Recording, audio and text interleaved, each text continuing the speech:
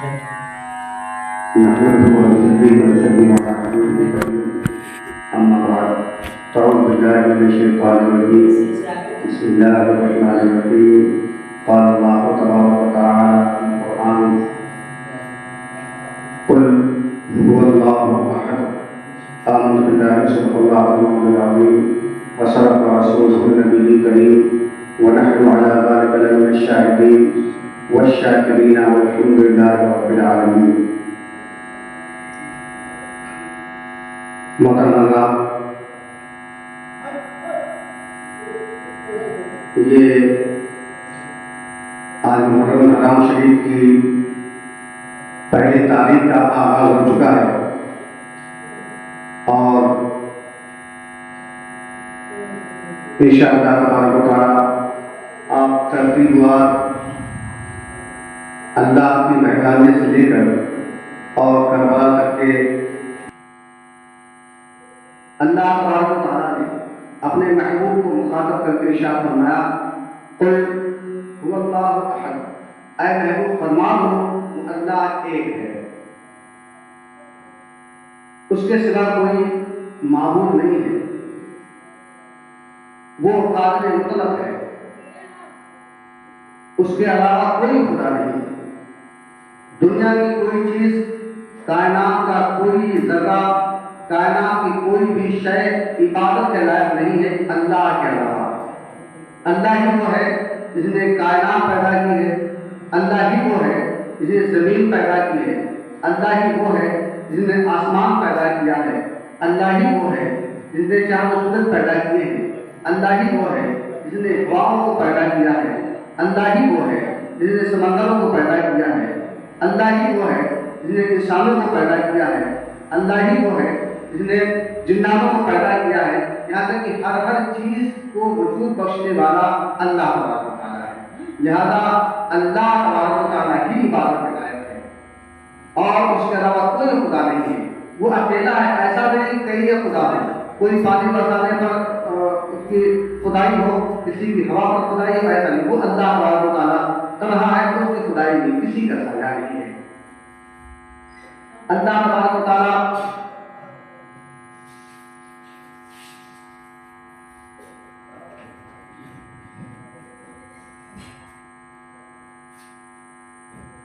بیٹھے آپ تشریف درود شریف اللہم صلی علی سیدنا و شفیع علی کریمنا مولانا محمد وعلی آلہ سیدنا مولانا محمد وسلم صلاۃ و سلام علیک سیدی یا رسول اللہ صلی اللہ تعالی علیہ وآلہ وسلم۔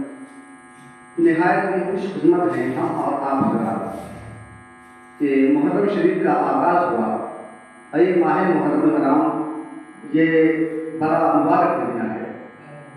آپ کو معلوم ہے کہ رمضان کے روزے کی فرضیت سے پہلے اس ماہ مبارک کے روزے رکھنے ضروری تھے۔ جب ماہ رمضان کے روزے فرض کیے گئے تو دی گئی ماہ رمضان کے بعد سب سے اہم جو روزے ہیں وہ ماہ محرم الحرام شریف کے ہیں، اور اس اشرا میں بڑے بڑے تاریخی ایسے واقعات ہوئے ہیں کہ اگر آپ ان کے تعلق سے سنیں تو یقیناً آپ بہت کچھ اس کے تعلق سے جانیں گے اور معلومات میں اضافہ ہوگا۔ انشاءاللہ تعالیٰ کوئی ایسا موقع آئے گا تو ہم آپ کو بتائیں گے اس کے بارے میں۔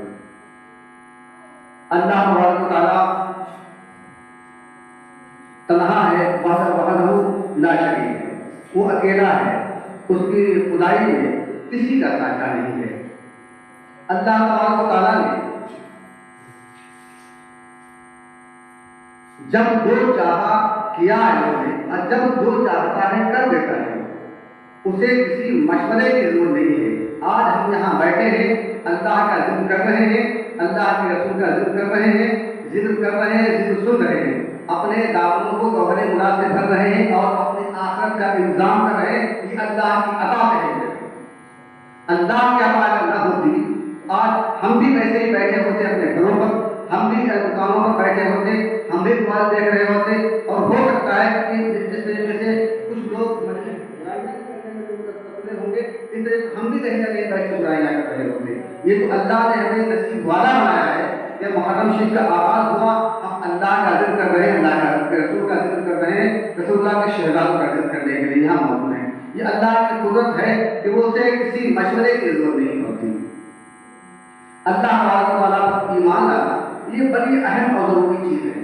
آپ یہ دیکھیں کہ اگر کوئی شخص فقہا فرماتے ہیں کوئی شخص اگر ایمان ابھی نہیں لایا ہے، اس نے اللہ کی قدرت کا مشاہدہ کیا، اس نے زمین دیکھی، آسمان دیکھا، اور اس نے چاند و سورج دیکھی، ہواؤں کو دیکھا، بڑے اونچے اونچے پہاڑ دیکھے، اور اسے اللہ کے ہونے کا یقین ہو گیا کہ اللہ ہے. اگر نہ ہوتا تو کون بناتا؟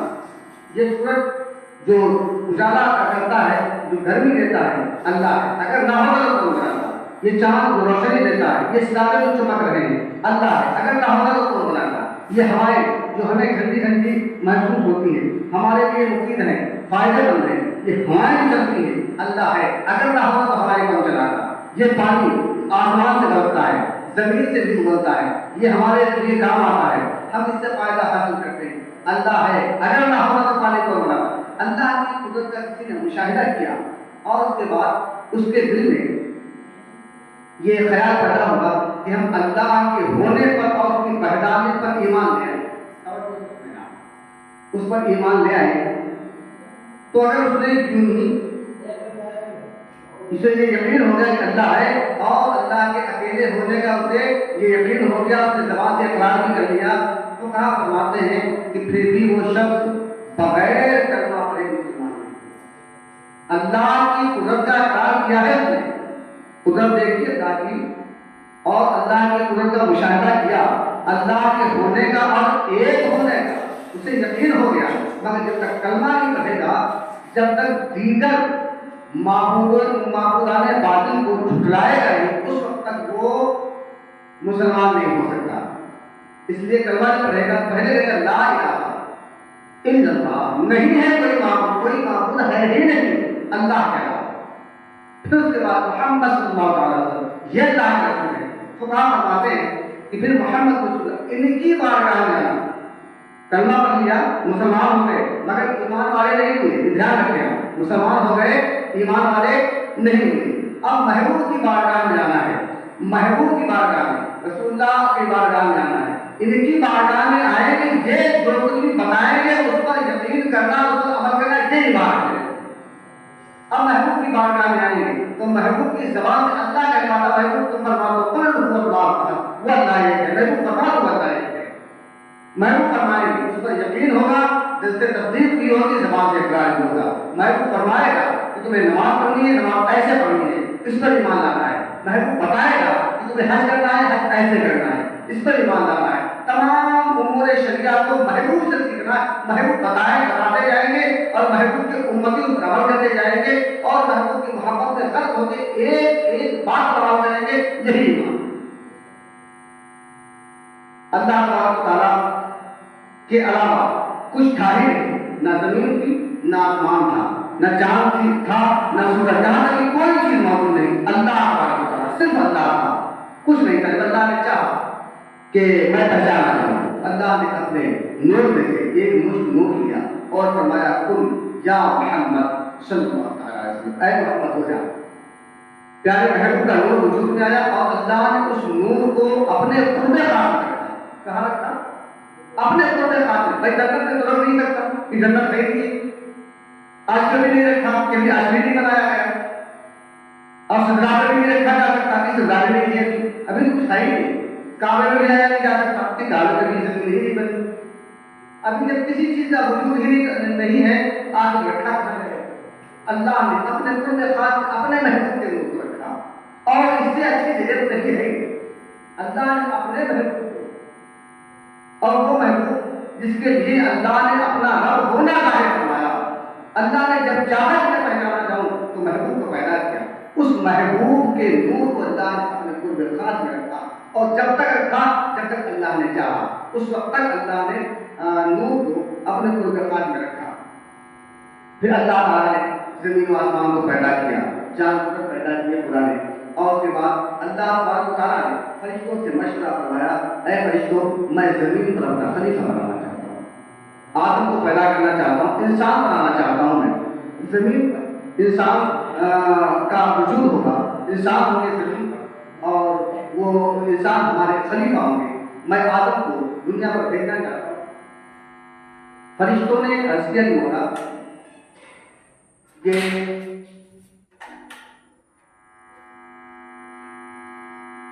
انسان کو دنیا پر بھیجے گا، یہ جائیں گے دنیا پر، آپس میں خوریزی کریں گے، قتل و غارت کریں گے اور بڑی برائیوں میں ملوث ہو جائیں گے۔ مولا تیری عبادت کے لیے تو ہم کافی ہیں، ہم تو تیری بہت عبادت کرتے ہیں، ہم میں سے بہت وہ ہے جو رکوع کر رہے ہیں رکوع ہی میں، ہم میں سے بہت وہ ہے جو سجدہ کر رہے ہیں سجدے میں ہی ہے، ہم میں بہت وہ ہے جو قیام میں ہے تیری تسبیح و تحلیل بیان کر رہے ہیں، تو قیام میں تیری تسبیح و تحلیل بیان کرتے ہیں۔ مولا تیری عبادت کے لیے تو ہم کافی ہیں، اور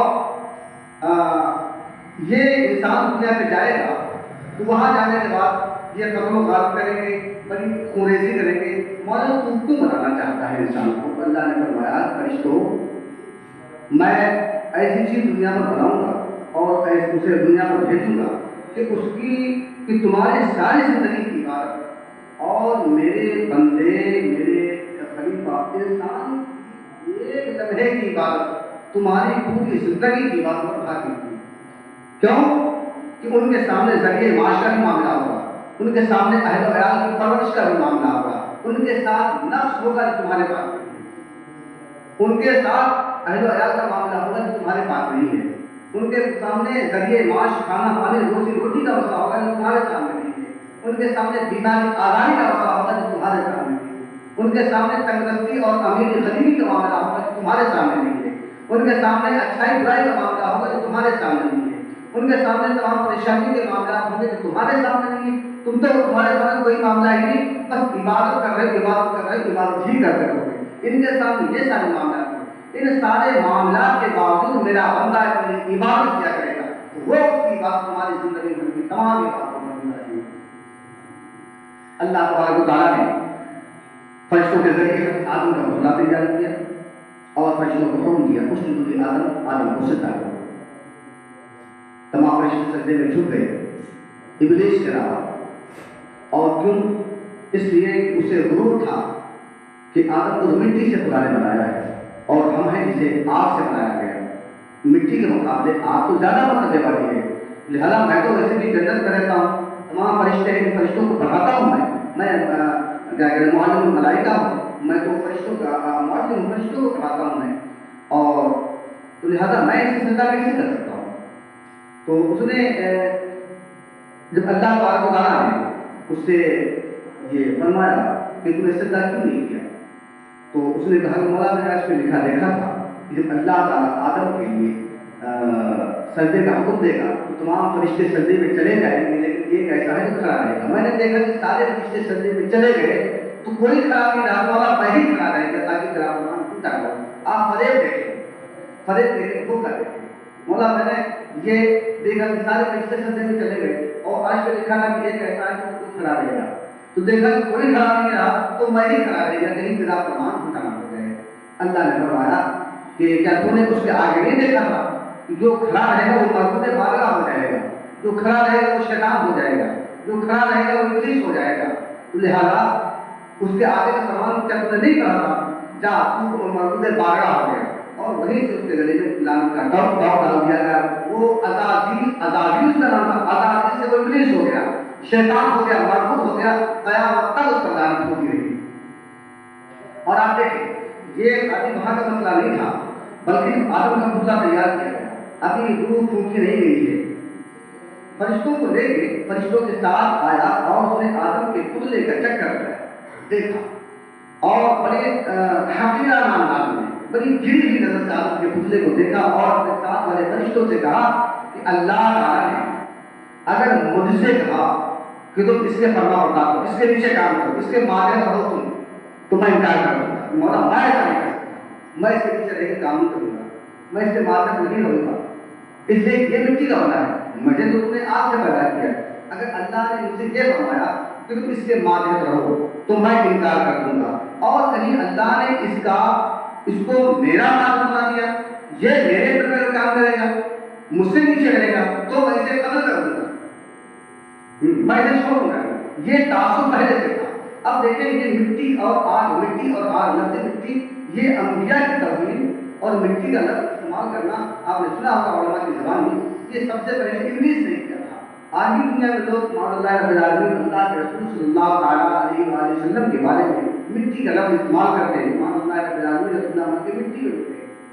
یہ مٹی کا لفظ کوئی نیا نہیں ہے، یہ پہلے سب سے پہلے نبی کی بات آنے توحید کے لیے ابلیس نے استعمال کیا تھا۔ لہٰذا معلوم یہ ہوتا ہے کہ انبیاء کے لیے یہ مٹی کا لفظ استعمال کرنا یہ انکار ناقصہ نہیں ہے، یہ تو ابلیس کی بولی ہے اور ابلیس کا عقیدہ ہے۔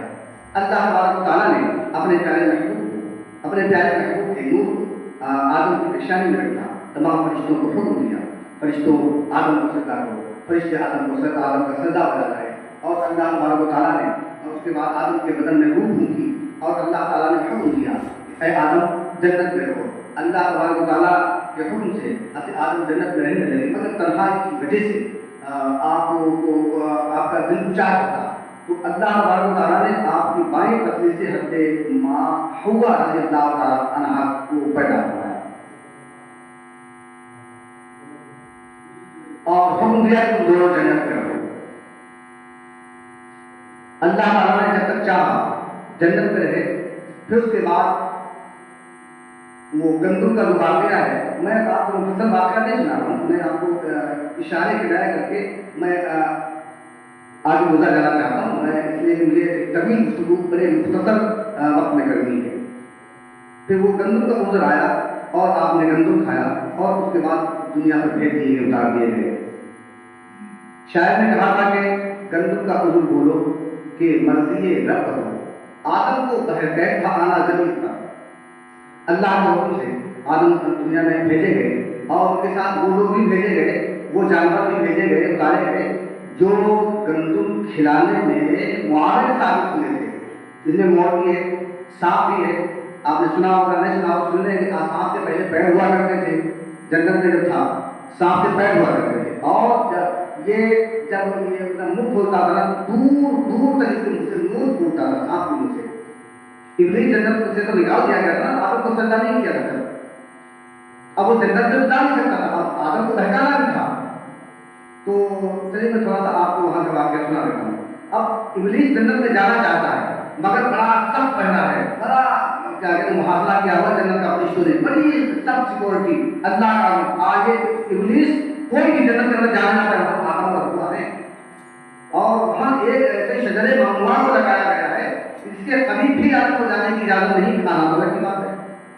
وہ تھا کیا کہ آدم کے دل کو چیرا گیا تھا، اس کے اندر جو کالا ہوتا ہے نا، وہی کا حسن کینا کپٹ، اس کو نکالا تھا جنت کی ایک کونے میں لگا دیا تھا، اسے گندم پیدا ہو گیا تھا۔ اللہ تعالیٰ آدم اس کے قریب بیٹھا، اس کو اگر کھا لو گے نا تو پھر انسان کے اندر وہ چیز پیدا ہو جائے گی جو آج ہمارے اندر موجود ہے۔ اب ابلیس جانا چاہتا تھا کسی حساب سے کھلایا جائے، اللہ کے حکم کی نافرمانی ہے، اب جا نہیں سکتا تھا، تو اس نے سب سے پہلے مور سے کہا کہ کام کرو کہ تمہارا جنت میں آنا زیادہ خوب ہے تو ہمیں تم وہاں لے کے چلو۔ تو مور نے کہا بڑی سخت سیکورٹی ہے، بہت سخت پہرا ہے، وہاں تو جانے کی اجازت ہی نہیں کسی کو، ہم لوگ بھی نہیں جا سکتے ہیں۔ ایک کام کرو، جنت کے اندر سانپ کا آنا جاتا ہے اور سانپ بھی آ رہا ہے پیچھے سے، ایک کام اس سے کہنا وہ تمہیں جنت تک پہنچا دے گا۔ مور لے کے نہیں گیا، لیکن جنت میں جانے کا مشورہ دیا ہے، جا کے دے سکتے ہو۔ پیچھے سے سانپ آیا تو ابلیس نے سانپ سے کہا کہ تم مجھے جنت سے پہنچاؤ۔ اب یہ ہے کہ جنت کے اندر رہ چکا تھا، جنت کے فرشتوں کا سردار تھا، معلم تھا، ہمیں پڑھایا کرتا تھا، اس کے لیے پہچان ہونے کی کیا ضرورت تھی؟ وہ تو پہلے بہت بڑا ان کا گروپ تھا، وہ ہر بات ہے نافرمانی کے نکال کے باہر کر دیا گیا۔ جب سانپ سے کہا تو سانپ نے کہا کہ بھائی معاملہ بڑا سخت ہے، اگر پکڑیں گے تو بہت مارے جائیں گے اور سخت سزا ملے گی، یہ تو معلوم نہیں ہے، لیکن ایک کام کرنا بھائی میں یہ چل رہا ہوں مگر بتانا نہیں کسی سے۔ سانپ نے اپنا منہ کھولا، ابلیس سے کہا کہ تمہارے منہ میں بیٹھو، ابلیس اس کے منہ میں بیٹھ گیا، جا کے جنت میں کودل دیا تھا۔ اور اس کے بعد اس نے حضرت آدم علیہ السلام کے پاس آیا اور اس نے کہا اللہ نے تمہیں بادشاہ عطا کی، جنتی تاج جنتی لباس تمہارے بدن پر ہے اور تمہیں جنت میں رکھا ہے، مگر افسوس کہ تم جنت سے نکال دیے جاؤ گے۔ توجہ سے سنیے، اس کا فرق ہے، مجھے افسوس ہے کہ تم جنت سے نکال دیے جاؤ گے، لیکن وہ پیڑ جو پودے میں لگائے نا اللہ نے جس کے کھانے کے بارے میں منع فرمایا ہے، اگر تم اسے کھا دو گے تو نکالے گی جاؤ۔ اللہ نے فرمایا کہ آدم کو نہ کھانا، ابلیس نے کیسا بھڑکایا کہ تم جنت سے نکال کے جاؤ گے، لیکن آدم اگر تم وہ کھا لو گے نا تو نکالے کے جاؤ گے، اور اللہ تمہیں نکال کر دے گا۔ اس لیے تمہیں اس پیڑ کے قریب بھی جانے سے منع کیا کہ اگر تم کھا لو گے تو تم نکالے ہی نہیں جاؤ گے، لہٰذا اللہ تمہیں جنت سے نکالنا چاہتا ہے، تم نکلنا نہیں چاہتے، تم جاؤ اس پیڑ کے پاس اور اس کے پھل کھا لو۔ آدم علیہ السلام نے سوچا کہ اللہ نے مجھے سختی سے منع فرمایا، کہا نہیں، اللہ کا حکم ہے، میں اس پیڑ کے قریب بھی نہیں جا سکتا ہوں۔ ابلیس نے بہت کوشش کی مگر آدم علیہ السلام اس پیڑ کے قریب بھی نہیں، اس کی بات نہیں۔ اب اس نے کیا کیا کہ ایک دن گیا اور گندم کے پیڑ پر بیٹھا اور بڑے میٹھے میٹھے ترانے اپنے چھیڑے وہاں سے، بڑی پیاری آواز، بڑی سریلی آواز میں گانا شروع کیا اس نے، بڑے اچھے اچھے نغمے۔ عورتوں کا دل بڑا نرم ہوتا ہے، بڑی بہت جلدی پگھل جاتا ہے۔ حضرت حوا رضی اللہ تعالیٰ عنہا نے جب سنا تو چلی پیڑ کے قریب،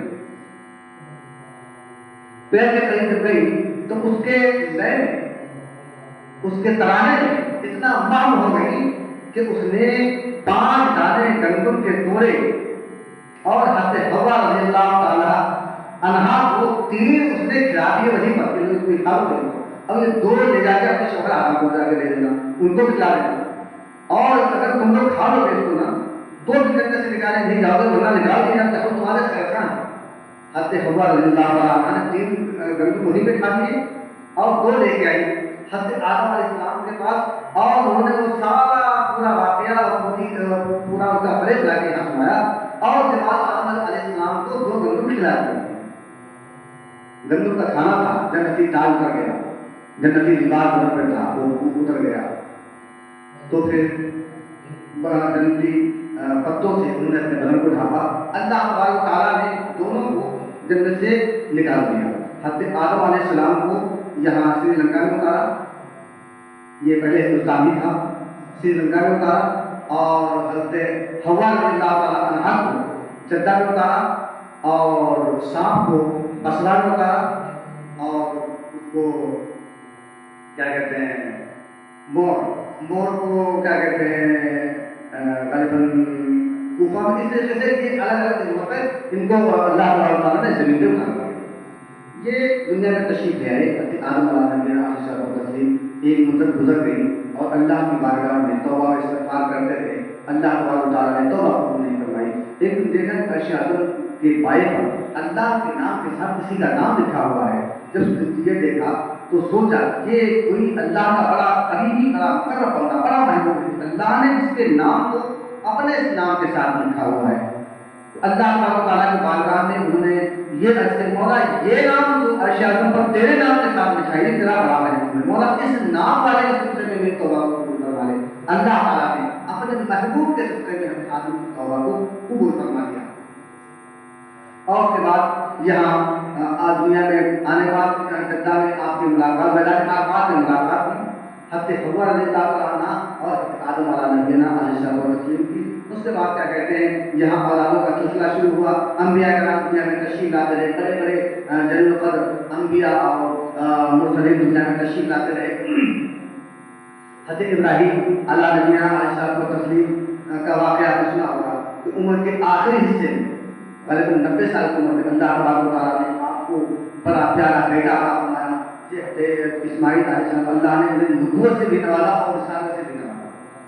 اللہ نے پیارے حبیب صلی اللہ تعالیٰ علیہ وسلم جو تمام انبیاء کے تاجدار ہیں، آدم کو نبوت اگر ملی تو اسی نبی کے صدقے میں تمام انبیاء و مرسلین کی فضیلتیں، تمام انبیاء و مرسلین کے مراتب جو کچھ بھی ہے عظمتیں پیارے محبوب کی عظمت کا صدقہ ہے، تمام انبیاء کی نبوتیں پیارے نبی کی نبوت کا صدقہ ہے، جو کچھ بھی ہے وہ حضرت ابراہیم علیہ السلام کے بیٹے عدنان سے جو نسل چلی اس میں حضرت عبد المطلب رضی اللہ تعالیٰ عنہ جو آقا کریم علیہ السلام کو تسلیم کے دادا ہے، اور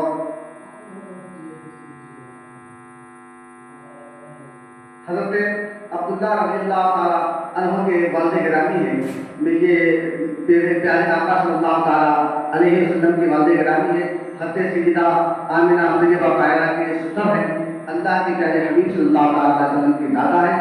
یہ حضرت ابراہیم علیہ السلام کے بیٹے اسماعیل علیہ السلام کی نسل سے ہیں اور انہی کے پوتے محمد رسول اللہ صلی اللہ تعالیٰ علیہ وآلہ وسلم ہیں. اللہ تبارک و تعالیٰ نے اپنے پیارے محبوب کو جب دنیا پہ بھیجنا چاہا تو یہ سلسلہ وار نور محمدی حضرت آدم کی پیشانی میں رکھا گیا. وہاں سے منتقل ہو کر حضرت شیس علیہ السلام میں تشریف لایا, وہاں سے حضرت نوح علیہ السلام میں تشریف لایا, اس کے بعد وہی نور محمدی حضرت ابراہیم علیہ السلام میں تشریف لایا. اس کے بعد تمام ارحام طیبات کو معطر و مطہر منور اور مجدہ مصطفیٰ مشجع حضرت عبداللہ رضی اللہ تعالیٰ عنہ کی پشت شریف میں تشریف لایا اور اس کے بعد وہ نور محمدی حضرت عبداللہ رضی اللہ تعالیٰ عنہ سے منتقل ہو کر حضرت آمنہ طیبہ طاہرہ رضی اللہ تعالیٰ عنہا کے بطن شریف میں تشریف لایا اور 9 مہینے کی مدت مکمل ہونے کے بعد پھر وہ نور محمدی انسانی شکل میں دنیا میں تشریف لایا. پیارے سرکار کی ولادت شریف کے پہلے کے 2-4 واقعات آپ میں حضرت سیدہ آمنہ رضی اللہ تعالیٰ عنہا فرماتی ہے کہ جب میرا بیٹا میرے شکل میں تھا تو اس وقت ہی مجھے ایسے بزرگ اور ایسے نورانی چہرے والے لوگ مجھے نظر آتے ہیں, مجھے بشارت دیتے ہیں مجھے مبارک ہو, تیرے شکل میں کوئی عام شخص نہیں ہے, تمام انبیاء کا تاجدار ہوں. حضرت عبد المطلب رضی اللہ تعالیٰ عنہ فرماتے ہیں کہ بیٹی آمنہ تو کون سی خوشبو استعمال کرتی ہے؟ یہ خوشبو تو میں نے کہیں دنیا میں نہیں دیکھی.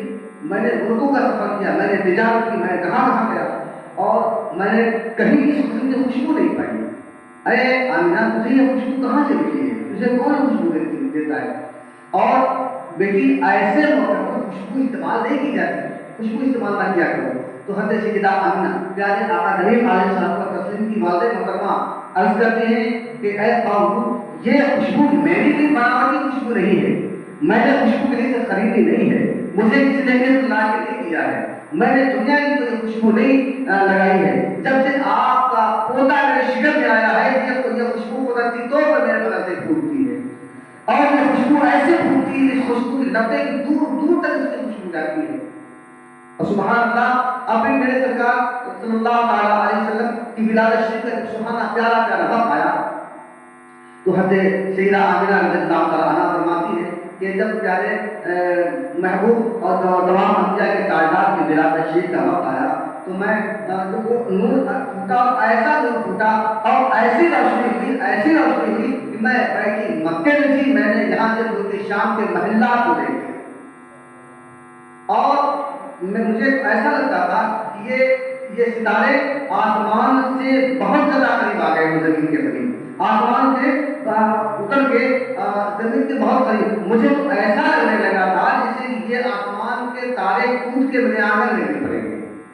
جب میرے بیٹے کی ولادت کا وقت آیا, جب پیارے سرکار صلی اللہ تعالیٰ علیہ وسلم کی ولادت شریف کا پیارا وقت آیا, اللہ کو کیا کہنا, پورے زمانے میں بہار ہی بہار تھی. اور اللہ تعالیٰ نے اس سال جس سال پیارے سرکار کی ولادت شریف ہوئی, دنیا میں ملک عرب میں کہیں بھی بچی پیدا نہیں ہوئی, لڑکی پیدا نہیں. اللہ نے پیارے محبوب کے سلسلے میں جو عورتیں امید سے تھی اللہ نے سب کے یہاں بھیج دیا تھا. یہ پیارے محبوب کا سلسلہ تھا. یہ نہیں ہے پیارے محبوب کی ولادت کے موقع میں اللہ تعالیٰ نے اولاد نرینہ بیٹے جیسی نعمت اللہ نے انسانوں کو عطا فرمائی. یہ پیارے محبوب کا سلسلہ ہے. اللہ تعالیٰ کے پیارے حبیب صلی اللہ تعالیٰ علیہ وسلم جب دنیا میں تشریف لائے ایسا خوشی کا ماحول تھا, چاروں طرف بہار ہی بہار تھی. پورب کے جانور پچھم کو دور پڑے, پچھم کے جانور پورب کی طرف دوڑ پڑے. آخر میں راستے میں ملے اور کہنے لگے کہ مبارک ہو دو مالوں کے تاجدار آ گئے. وہ لوگ جن پر موسم کے پہاڑ چڑھے جا رہے تھے, اللہ تعالیٰ نے انہیں خوشی اور مسرت کی دولت عطا فرمائی. اب تم غم نہ کرو, اب تمہیں کوئی ستانے والا نہیں ہوگا. یہ بچیاں جو زندہ محسوس کی جاتی ہیں اب یہ لڑکیاں زندہ دفن نہیں کی جائیں گی. یہ بیوائیں جن پر ظلم کیا جاتا ہے, یہ بیوائیں جن کے نوجوان بیٹے ان کی گردن میں رسیاں ڈال کے بازار میں بیچ دیتے ہیں اپنے بالوں کے مرنے کے بعد, اب کوئی ماں بازار میں بیچی نہیں جائے گی. یہ عورتیں جب بیوہ ہوتی ہیں اور شوہر کے ساتھ زندہ چتا کے جلا دی جاتی ہیں, اب کوئی عورت زندہ چتا کے جلائی نہیں جائے گی. پیارے آقا کا کردار دیکھیں, آپ نے اپنی زندگی میں سب سے پہلا نکاح اپنی 25 سال عمر میں کیا، وہ حضرت خدیجہ کبریٰ رضی اللہ تعالیٰ عنہا جو 40 سال کی تھی، وہ بیوہ تھی، کنواری نہیں تھی۔ اللہ کے پیارے حبیب نے بیوہ سے نکاح فرما کر بیواؤں کو جو مقام عطا فرمایا ہے، یہ دنیا میں اس سے پہلے کسی نے مقام نہیں فرمایا۔